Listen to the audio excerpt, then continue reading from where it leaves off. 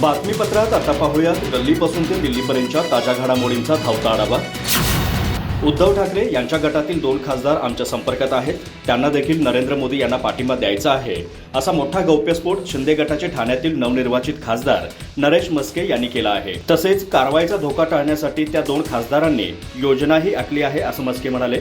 एकीकडे लोकसभेत महायुतीला अपयश आल्यानंतर महाविकास आघाडीतील नेत्यांकडून महायुतीतील आमदार खासदार संपर्कात असल्याचा दावा केला जात आहे। त्यातच आता नरेश म्हस्के यांच्या दाव्याने महाराष्ट्रात पुन्हा राजकीय भूकंप होणार असल्याच्या चर्चा सुरू झाल्या आहेत। आज प्रसारमाध्यमांशी बोलताना नरेश म्हस्के यांनी हा मोठा दावा केला आहे। ते म्हणाले, लोकसभा निवडणुकीत ठाकरे गटाचे एकूण 9 खासदार निवडून आले होते, यापैकी 2 खासदार आमच्या संपर्कात आहेत। आपल्या मतदारसंघात विकास कामे झाली पाहिजेत अशी त्यांची इच्छा आहे। यासाठी या दोन्ही खासदारांनी पंतप्रधान नरेंद्र मोदी यांना पाठिंबा देतो असं सांगितलं आहे, असे म्हस्के म्हणाले। तसेच पुढे म्हस्के म्हणाले, मुल्ला मौलवींना पैसे देऊन मतं मिळवण्याची उद्धव ठाकरेंची भूमिका आम्हाला पटलेली नाही, असं या खासदारांनी आम्हाला सांगितलं। मात्र पक्षांतर केल्यास अपात्रतेची कारवाई होऊ शकते। पक्षांतर बंदी कायद्याअंतर्गत कारवाईचा धोका टाळण्यासाठी या 2 खासदारांनी प्लॅनही आखला आहे। आम्ही 6 खासदारांची संख्या जमवतो आणि लवकरात लवकर एकनाथ शिंदे यांच्या नेतृत्वाखालील मोदी साहेबांना पाठिंबा देऊ, असं या 2 खासदारांचं म्हणणं आहे, असा दावा नरेश म्हस्के यांनी केला आहे।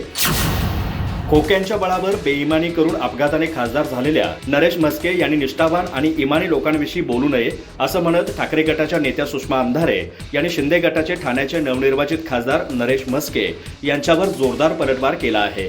उद्धव ठाकरे यांच्या गटातील 2 खासदार आमच्या संपर्कात आहेत, त्यांना देखील नरेंद्र मोदी यांना पाठिंबा द्यायचा आहे, असा मोठा गौप्यस्फोट नरेश म्हस्के यांनी केला आहे। त्यांच्या या दाव्याने महाराष्ट्रात पुन्हा राजकीय भूकंप होणार असल्याच्या चर्चा सुरू झाल्यात। यावर सुषमा अंधारे यांनी प्रत्युत्तर दिलं आहे। अडचण अशी आहे की नरेश म्हस्के यांच्या अंगातील छिल्लोर आणि थिल्लरपणा स्वभाव गेलेलाच नाही।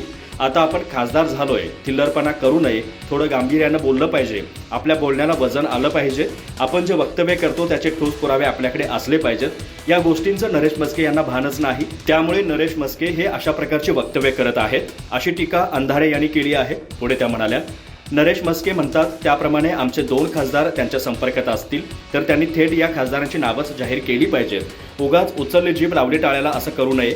खासदार असलेल्या माणसाला हे शोभत नाही।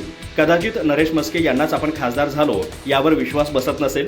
पैशांच्या जोरावर खासदारकी विकत घेतली, त्यांच्याकडून गांभीर्यानं बोलण्याची अपेक्षा नाही, अशी टीका सुषमा अंधारे यांनी केली आहे।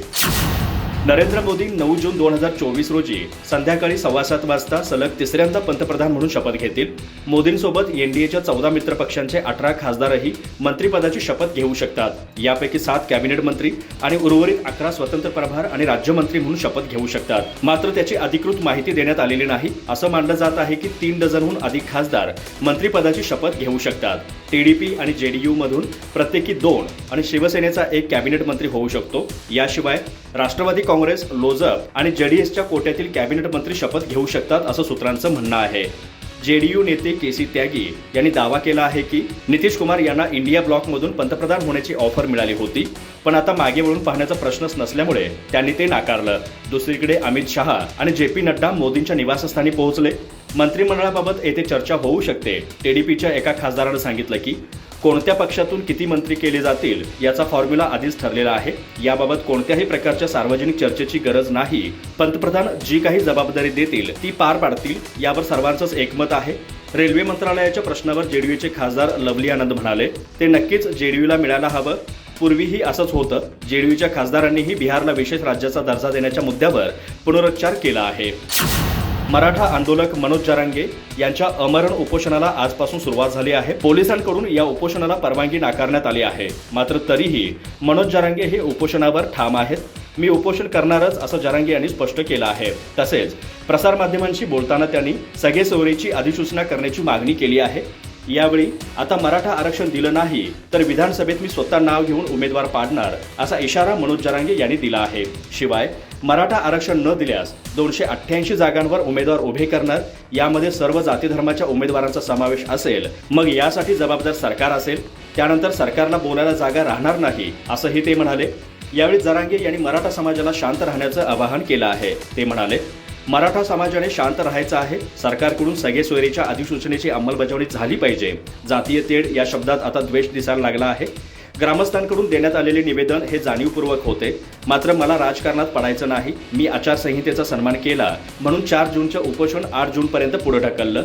आता विनाकारण समाजाला वेठीस करण्याचं कारण नाही, असंही जरांगे म्हणाले. तसेच उपोषण करण्याची वेळ का आली या प्रश्नावर जरांगे म्हणाले, सरकारने सगळे सोयरीचे अध्यादेश काढले, मात्र त्या अधिसूचनेची अंमलबजावणी तात्काळ करावी यासाठी माझ्यावर पुन्हा उपोषणाची वेळ आली आहे. शिवाय सरकारने मराठा बांधवांवरील गुन्हे मागे घेण्याचं आश्वासन दिलं होतं, मात्र उलट आणखी लाखो मराठ्यांवर गुन्हे दाखल करण्यात आले. आश्वासने सरकारने दिले होते ते त्यांनी पूर्ण करावे, मग हाच मराठा समाज तुम्हाला डोक्यावर घेऊन नाचेल, असंही जरांगे पाटील म्हणाले आहेत. बीड लोकसभा मतदारसंघातील महायुतीच्या उमेदवार पंकजा मुंडे यांचा विजय झाला नाही तर सचिन गेला असा व्हिडिओ करणाऱ्या एका व्यक्तीचा अपघाती मृत्यू झाल्यामुळे एकच खळबळ माजली आहे. त्यांचा मृत्यू अपघाताने झाला की त्यांनी आत्महत्या केली की उलटसुलट चर्चा या प्रकरणी सोशल मीडियात रंगली आहे. सचिन मुंडे असे अपघाती मृत्यू झालेल्या व्यक्तीचे नाव आहे. सचिनने लोकसभा निवडणुकीच्या निकालापूर्वी एक व्हिडिओ केला होता. त्यामध्ये तो पंकजा मुंडे यांचा बीडमध्ये पराभव झाला तर सचिन गेला असे म्हणताना दिसून येत आहे. त्याचा हा व्हिडिओ सोशल मीडियावर चांगलाच व्हायरल झाला आहे. त्यानंतर 4 जून रोजी झालेल्या मतमोजणीत बीडमध्ये पंकजा मुंडे यांचा पराभव झाला. त्यानंतर महाविकास आघाडीचे उमेदवार बजरंग सोनवणे यांनी आसमान दाखवले. या निकालानंतर सचिन मुंडेंचा शुक्रवारी रात्री मृतदेह आढळल्यामुळे खळबळ माजली आहे. सचिन कोंडिवा मुंडे हे लातूरच्या अहमदपूर तालुक्यातील यस्तर गावचे रहिवासी आहेत. ते ट्रॅक्टर चालक आहेत. पंकजा हरल्यानंतर सचिन गेला असा व्हिडिओ केल्यानंतर शुक्रवारी रात्री 8:30च्या सुमारास सचिनचा मृतदेह बोरगावच्या पाटीलगत आढळून आला. एबीपी माझाच्या वृत्तानुसार अहमदपूर येथून एल्दरवाडी येथे एसटी महामंडळाची बस मुक्कामी जात होती. ही बस बोरगावच्या पाटीलगत आली असता चालकाला एक व्यक्ती वळणाच्या रस्त्यावर पडल्याचं दिसलं. ही गोष्ट लक्षात येताच बस चालकाने त्याला वाचवण्याचा प्रयत्न केला. समोरचे चाक सदर व्यक्तीच्या अंगावरून गेलं नाही, पण तो मागच्या चाकाखाली सापडला. त्यात त्या व्यक्तीचा जागीच मृत्यू झाला. त्यानंतर झालेल्या तपासात हा व्यक्ती सचिन मुंडे असल्याचं निष्पन्न झालं.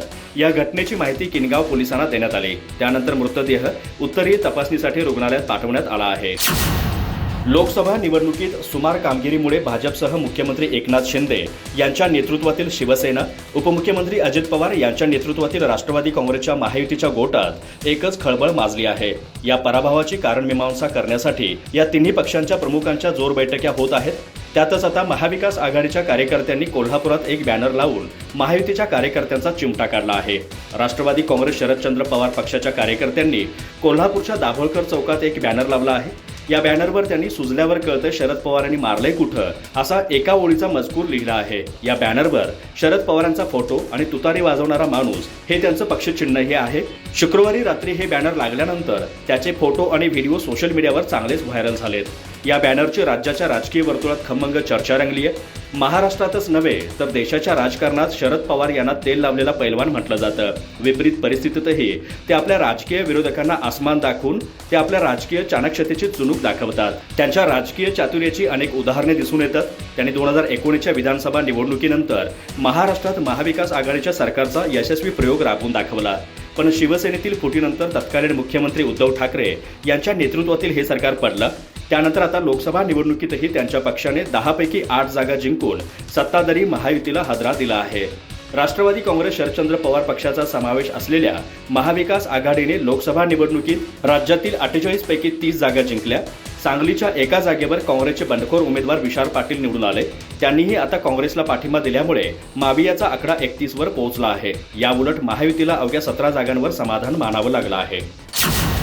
हिमाचल प्रदेश मंडीच्या खासदार आणि अभिनेत्री कंगना रनौत यांना थप्पड मारणारी सीआयएसएफ महिला शिपाई कुलविंदर कौर यांच्या विरोधात मोहाली पोलिसांच्या विमानतळ स्टेशनवर गुन्हा दाखल करण्यात आला. त्यांच्या विरुद्ध आयपीसी कलम 323 आणि 341 अंतर्गत गुन्हा दाखल करण्यात आलाय. यामध्ये जवान कुलविंदर कौरला अटक केली जाणार नाही, कारण दोन्ही कलमं जामीनपात्र आहेत.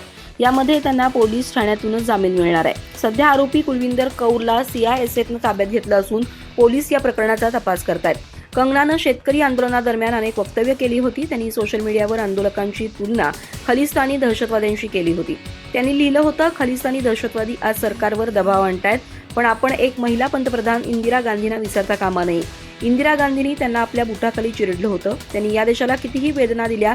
त्यांनी जीवाचं रान करून त्यांना डासासारखं चिरडलं, पण देशाचे तुकडे होऊ दिले नाहीत. त्यांच्या मृत्यूनंतरही अनेक दशकं त्यांच्या नावानं थरथर कापतात. त्यांना असाच गुरु हवा आहे. कंगनानं शेतकऱ्यांच्या आंदोलनासंदर्भात अनेक ट्विट केले होते. त्यामुळे पंजाबी गायक आणि अभिनेता दिलजीत दोसांझसोबत त्यांचे सोशल मीडियावर जोरदार वाद झाले. शिरोमणी अकाली दलाच्या नेत्यांनीही कंगनावर गुन्हा दाखल केला होता. मीडिया पर्सनॅलिटी आणि रामोजी समूहाचे अध्यक्ष रामोजी राव यांचं शनिवारी पहाटे 4:50 निधन झालं. हैदराबादच्या स्टार हॉस्पिटलमध्ये वयाच्या 87व्या वर्षी त्यांनी अखेरचा श्वास घेतला. रामोजी 5 जूनपासून आयसीयूमध्ये दाखल होते. त्यांना हृदयाशी संबंधित समस्या होत्या. रामोजी राव यांचं पार्थिव त्यांच्या रामोजी फिल्म सिटी येथील निवासस्थानी ठेवण्यात आलंय. त्यांचे कुटुंबीय, मित्र आणि चाहते त्यांना अखेरची श्रद्धांजली अर्पण करतील. तेलंगणा सरकारनं रामोजी राव यांच्यावर शासकीय इतमामानं अंत्यसंस्कार करण्याची घोषणा केली आहे. रामोजी राव हे माध्यम क्षेत्रातील मोठं नाव होतं. त्यांनी 1962 मध्ये रामोजी ग्रुपची स्थापना केली, ज्यात रामोजी फिल्म सिटी, हैदराबाद येथील जगातील सर्वात मोठा film studio, Usha Kiran movies, Mayuri film distributors, Margadarsi chit fund आणि डॉल्फिन ग्रुप ऑफ हॉटेल्स यांचा समावेश आहे. रामोजी यांनी दूरचित्रवाणी वाहिन्यांचे ETV नेटवर्क आणि तेलुगू वृत्तपत्र इनाडूचे प्रमुख देखील होते. रामोजी यांना पत्रकारिता, साहित्य आणि शिक्षणातील योगदानाबद्दल 2016 मध्ये देशाचा दुसरा सर्वोच्च नागरी पुरस्कार पद्मविभूषणनं सन्मानित करण्यात आलं. रामोजी राव यांच्या निधनावर पंतप्रधान नरेंद्र मोदी यांनी शोक व्यक्त केलाय. एक्सवर त्यांच्या सोबतचा स्वतःचा फोटो पोस्ट करताना त्यांनी लिहिलं, रामोजी राव यांचं निधन खूप दुःखद आहे. भारतीय माध्यमांमध्ये क्रांती घडवणारे ते द्रष्टे होते. पत्रकारिता आणि चित्रपट जगतात त्यांनी अमिट छाप सोडली आहे. त्यांनी मीडिया आणि मनोरंजनाच्या जगात नाविन्य आणि उत्कृष्टतेसाठी नवीन मानके स्थापित केली. रामोजी रावांना भारताच्या विकासाची आवड होती. मी भाग्यवान आहे की मला त्यांच्याशी संवाद साधण्याच्या अनेक संधी मिळाल्या.